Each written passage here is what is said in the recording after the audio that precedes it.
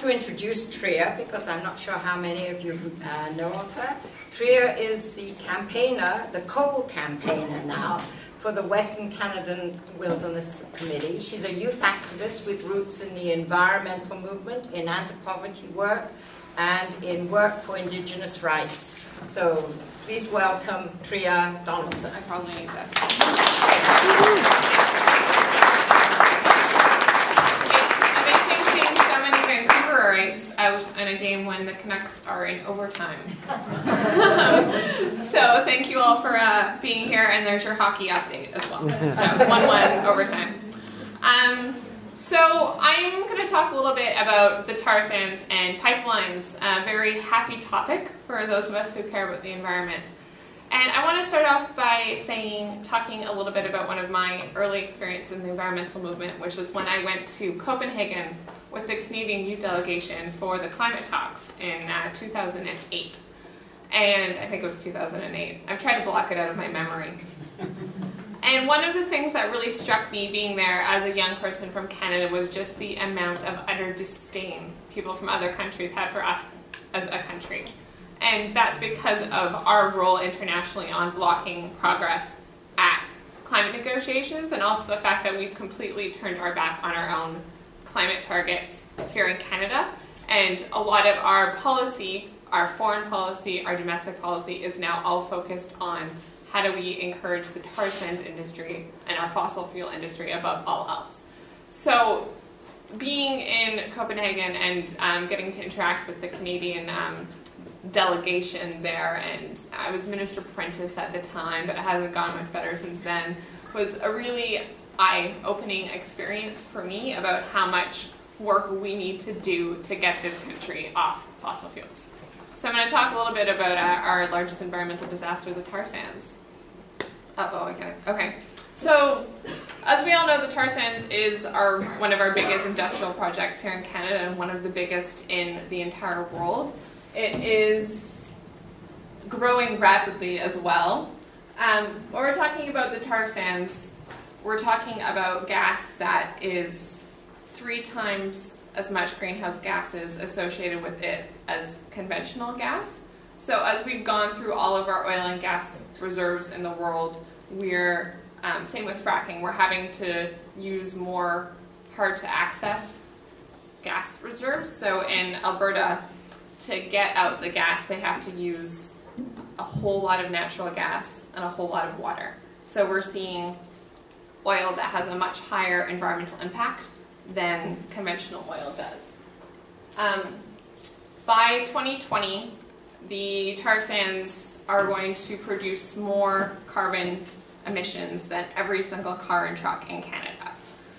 With the planned expansion, we're seeing the tar sands go from just Alberta into Saskatchewan. There's proposals for it as well in northern Saskatchewan.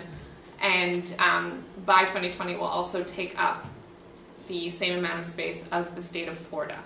So we're talking about very big, very energy-intensive project that is also a ticking time bomb when we're talking about both our climate targets domestically here in Canada, but when we're talking about needing to, by 2050, have 80% reductions in our carbon emissions to avoid catastrophic climate change. So the tar sands are pretty much where it stops here in Canada, as well as fracking. But a lot of energy has been focused on the tar sands and the need to stop it. So, in addition to the climate impacts of the tar sand, which I think we're pretty all aware of, the other thing that it's doing is eating up a whole lot of boreal forest. So the boreal forest is Canada's largest intact forest. It is a huge carbon sink. So in addition to being home for critical species like caribou, wolves, it also contributes a lot to turning carbon dioxide into oxygen, and we're cutting a lot of it down for the tar sands. Part of that, what we're seeing right now, is the Canadian government's response to the fact that we're losing species like caribou is been pretty interesting. So right now, caribou is an endangered species, and under our Species at Risk Act, we have to develop a recovery plan to bring our caribou species back. The Canadian government's response to the decline of the caribou herds is to not look at habitat, not look at the impact industry is having on it, but to propose killing 6,000 wolves every year, which is a lot of wolves. So we're also seeing our government not look at science when they're making decisions and really just put everything on the line for the oil industry. As I mentioned, the tar sands use quite a bit of water infrastructure in that, and like with the fracking industry, there's always the question of what happens to the water and what's being done with it. So in Alberta, in conjunction with these massive open pit mines that they do to dig out the tar sands, they also have giant tailing ponds. And you probably all heard about the synchro duck incident, right? Where you had 600 ducks land on a tailing pond and all die instantaneously. So these are these tailing ponds that are wide open right next to the Athabasca River at the same time. So in a lot of cases, these ponds are unlined, have really high levels of mercury, hydrocarbons, and other toxins in them. And the government is saying everything's okay and none of it's going into the rivers. But when you look downstream, so this is a photo taken of a pike, something. I'm a West Coast girl, I only know my salmon. So that's a fish taken downstream from the Athabasca River near the community of Fort Chipewyan. And that community has been experiencing very, very high cancer rates.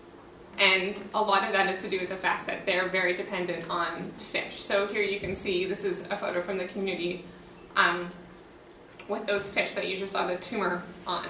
When they've experiencing high cancer rates, the fish are coming up deformed. They've done their own independent testing that says that the fish and the wildlife have levels that aren't safe for human consumption if you're eating a lot of fish. But when you're a First Nations community in a rural area, you still, in a lot of places, still live off the land. And this is actually something we're seeing quite a bit of in northeastern BC as well now, with tumors in moose and other animals like that, and cancer rates in the Indigenous communities as well. So the health concerns have been a big, for me, one of the biggest concerns with the tar sands as well. And this has gained a lot of international attention. James Cameron from Avatar fame has recently come on board fighting the tar sands, saying he'll stand with the Fort Chipewyan First Nations because of the impact the tar sands are having on them. So it's getting quite a bit of international press for the fact that we're not dealing with the tar sands specifically on the Indigenous health risks. So when we're talking about the tar sands and where it's going, right now, traditionally the tar sands has been used for mostly vehicle traffic in the United States. So a lot of them, these are the existing pipeline routes in the purple. So a lot of them go down to the States where there's also refineries, where there's also cancer clusters around a lot of those refineries, which also often happen to be on reserves. So there's a lot of our oils are going to the States. The dotted line is the Keystone XL pipeline, which has come under fire a lot in the United States. And the opposition to that and the uncertainty about whether or not it was going in has caused a lot of pressure on our government really wanting the Enbridge pipeline to go ahead. So that's just kind of where pipelines are nowadays. And then this is the BC connection. Oh, there's a thing there. Okay. So this is the Kinder Morgan pipeline, which is an existing pipeline that goes into Vancouver, which I'll talk about a bit more. And the tankers go through the Strait of Georgia out through Victoria. And then this is the Enbridge pipeline, which goes through the Rocky Mountains and ends up in Kitimat. And I'm going to talk about both of these projects in a bit more detail and about ways we can get involved with fighting these projects. So the Enbridge pipeline has come against a lot of opposition locally for many reasons. This is one of the tributaries of the Skeena watershed, which is one of our biggest salmon rivers in the province. It also is a river that is going to be crossed over by the Enbridge pipeline. It will cross over 1,000 different rivers and streams, 650 of which are salmon streams, salmon-bearing streams. It also is going to be shipping super tankers full of oil through this area, which is the Great Barrier Rainforest, which is one of the most important and beautiful forests in the world, and that the provincial government and the federal government have invested a lot of money in protecting lately. So it's kind of ironic that they've put in so much effort to protect this forest, and then they're going to ship super tankers through it. Oh, so they often talk about, as an environmentalist, I often hear this thing about how we're all against the jobs and we need the jobs and we need this economic opportunity. So I kind of just want to debunk that with Enbridge to start. It's a $5.5 billion investment, but it's only going to be coming with 35 to 40 long-term jobs in BC and about 4,000 part-time construction jobs that will be temporary amongst the 3-year construction period. There's a lot of speculation with a lot of these temporary construction type jobs that is not actually going to be workers from British Columbia either. So when we're talking about economic benefits for workers, we're not talking about a lot, only 40 permanent jobs. In terms of revenue for the province, it's a bit more. In that case, it's a $40 million revenue for Aboriginal communities and quite a bit more in terms of taxes.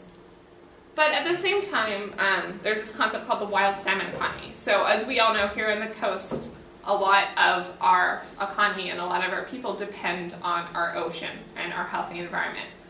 And commercial fishing, fish processing, and sports fishing generate $1.7 billion in northern BC every year. So when you're weighing that against 35 to 40 full-time jobs, you're really looking at a project that is going to hurt the economy, the existing sustainable economy, more than it's going to generate new money.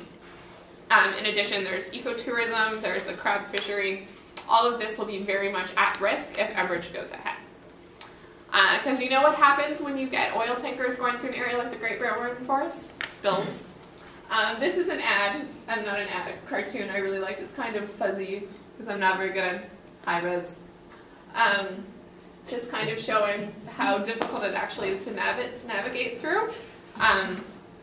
This area in the winter, you have 20 to 30 foot waves coming up, and the tankers are going to be operating 24/7 all through the year, and they're going to have very dangerous weather circumstances, which will result in things like this. So this is the Queen of the North, which was the BC ferry that sunk right on the tanker route.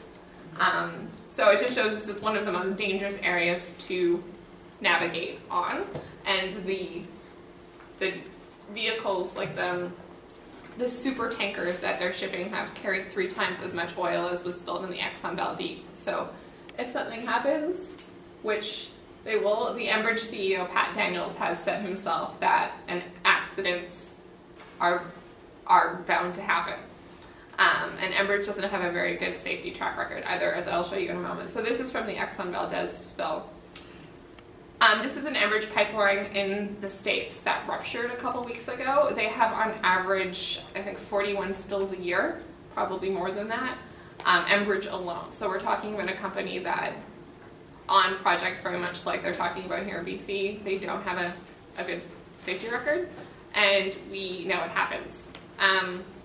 So the average oil spill animals there, those shrimp are photos taken from the Gulf of Mexico quite recently from a testing that's been going on two years from the spill. These shrimp there will have been their generation since the spill, so it would have been their grandparents that were affected by the spill. And in animals where there's a very short lifespan, you can see genetic mutations from contamination easier. These shrimp and a lot of shrimp in the Gulf of Mexico now are born without eyes.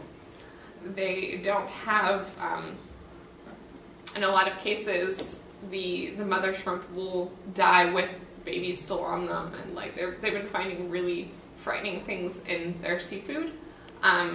Crabs that aren't forming shells, fish with lesions.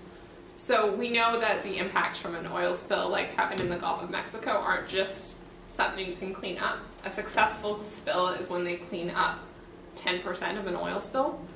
So if something happens here, it will be absolutely devastating for our oceans and our way of life here on the coast. And we're not going to take it. So this is a photo outside of Kitimat at the first stop of the Enbridge Joint Panel Review.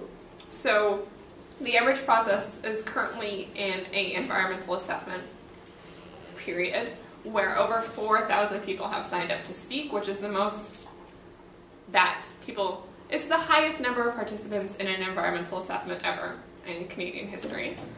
And that process will probably take about 1.5 years for everyone to kind of speak and have their say. So this was the first hearing. And I'm going to talk a little bit more about how the government's responded to that later, but I want to talk about the Kinder Morgan pipeline first. So at the same time, a lot of energy and media attention and activism has been focused on the Enbridge pipeline. At the very same time, we have Vancouver and our own harbor here.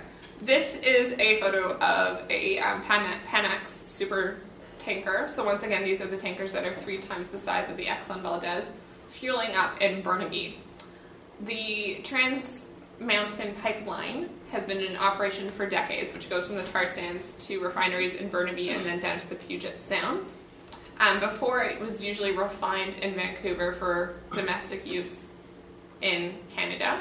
In 2005, it was bought out by Kinder Morgan, who started ramping up export. So they've shut down a lot of the refineries, both here and in the Washington area, and have ramped up plans for export. So in 2007, they started expanding their existing operations, and just 2 weeks ago, they put in a proposal. They put in a proposal that will see it double to 70,000 barrels of oil a year, or 300 tankers a year. So that'll be about 7 to 10 tankers a week going through the Broad Inlet past Stanley Park. We can actually see them from our office, which is kind of ironic. So once again, this is the proposed Kinder Morgan pipeline route. As you can also see, this yellow dot, they have a second proposal that's secondary, so they'll probably submit once they've gotten the approval for this doubling. That will see them do an offshot shoot to Kitimat. So a lot of people, even within the oil industry, don't actually think the Enbridge pipeline is going to go ahead. They're one of the only major oil projects, shipping projects, that don't have any guaranteed suppliers. So no one signed on to supply Enbridge with oil. And a lot of people within the industry, I've heard this, that are thinking that Kinder Morgan is a much better investment because it hasn't had the same public scrutiny, and they have a much quicker connect to get over there to Kitimat. So keep your eye on them. So once again, yeah, 300 oil tankers a year. So we're seeing Vancouver is very much going to become ground zero for the tanker fight if we want to talk about actually limiting tar sands growth, because Keystone XL has a lot of opposition. Enbridge has a lot of opposition. Unless we're ramping up our work here in Vancouver, we're going to see that massively expand.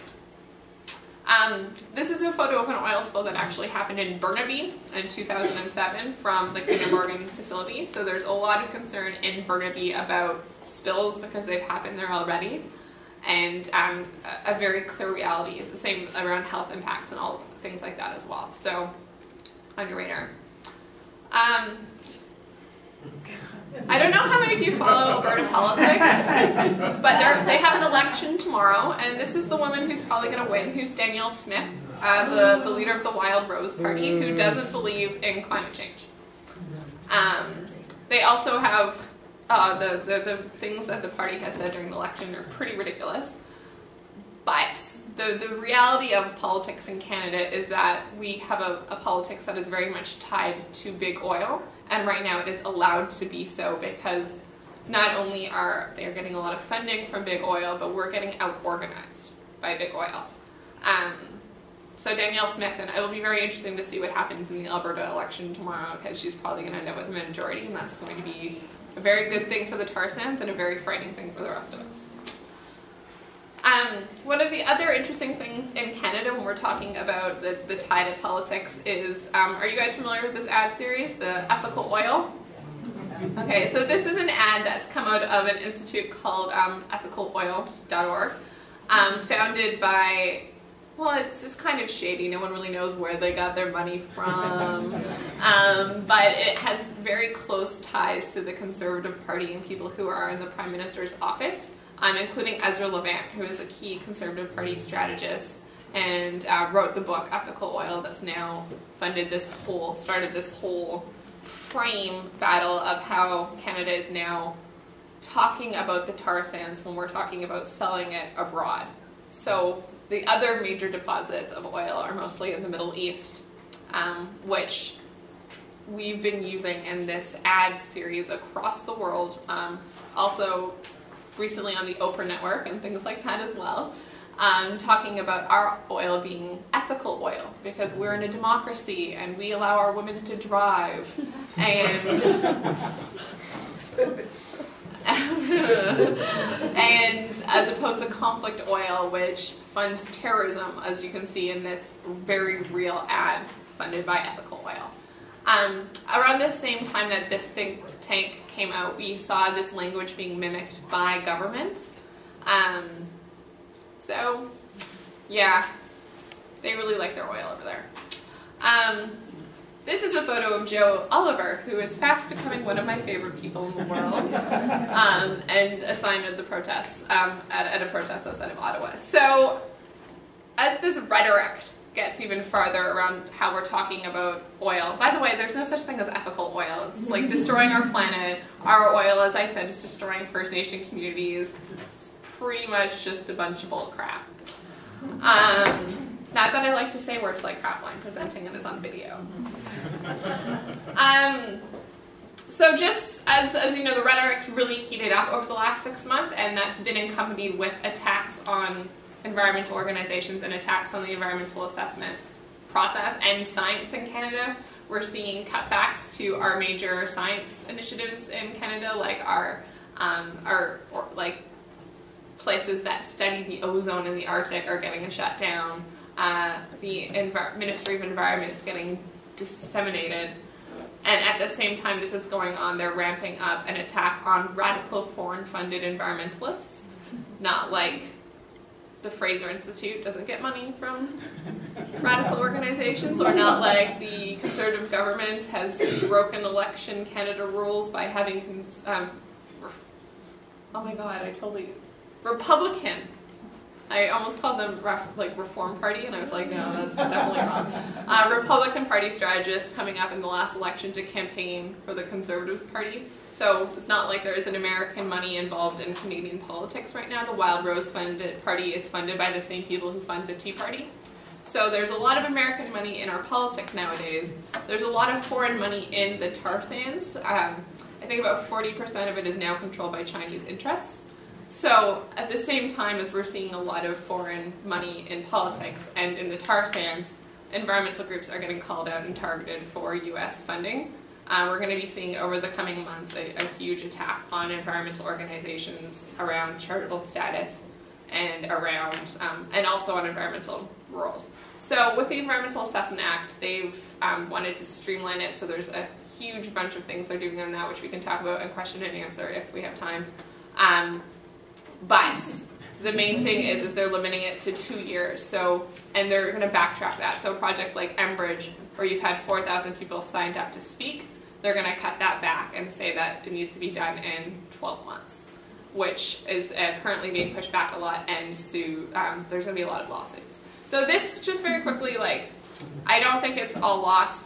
I think the key to it is organizing, and as Eric will hopefully talk about, we do know what the solutions are, we know how to get off fossil fuels, but we need to organize. This is a photo of a Council of Canadians action in Ottawa where a bunch of people got arrested. This is a photo of the Healthsuck First Nations. One of the most inspiring things about the Enbridge fight is the amount of First Nations opposition. Every single First Nations along the route opposes it, and 130 First Nations in BC have signed the Fraser River Declaration saying no pipelines on our territory. This protest was so scary that they had to cancel the Enbridge hearings for that day. And I'll just leave it with that photo because I think it's really cute, and also really underscores why we're doing this work is because it is for the future generations. Because if we don't stop these pipelines, that generation isn't going to have a lot to live for.